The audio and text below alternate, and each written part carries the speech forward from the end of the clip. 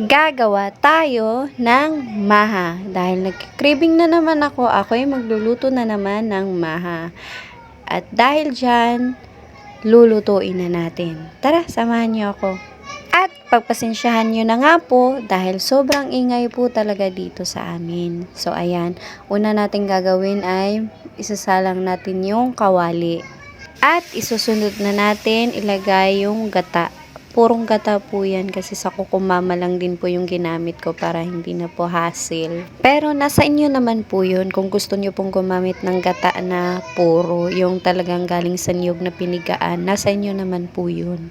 Sa akin kasi ito nang ginamit ko para hindi na ako lalayo at saka meron naman ako dito sa tindahan kaya ito na yung ginamit ko. Nilagyan ko nga po pala yan ng tubig. At isusunod na nga po natin dyan lutuin yung mais. Ready to na siya, to cook. Pero hindi ko alam kung paano sa iba, paano pagluto nila ng maha. Kasi sa akin ganito lang po kasi ginagawa ko. Sinasabay ko na nga po pala yan sa pagpapakulo. Ngayon lalagyan naman natin ng asukal. Ang asukal naman nakadepende po yan kung gaano katamis ang gusto nyo. Siyempre huwag natin kalimutan yung asin. Isunod naman natin yung Alaska Condensada. Dagdag tamis, dagdag sarap sa ating maha. Ngayon ay hahayaan na muna natin siyang kumulo. Pagkatapos ng kumulo, ilalagay na natin yung cornstarch na tinunaw natin.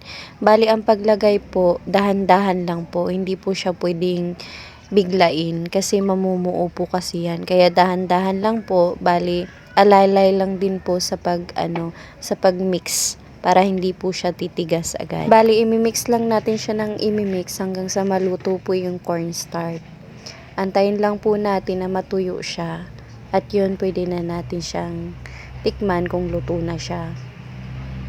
At pag ganito na po siya, parang clear na po, luto na po ito. So ngayon ang gagawin natin, ililipat na lang po natin sa lalagyan.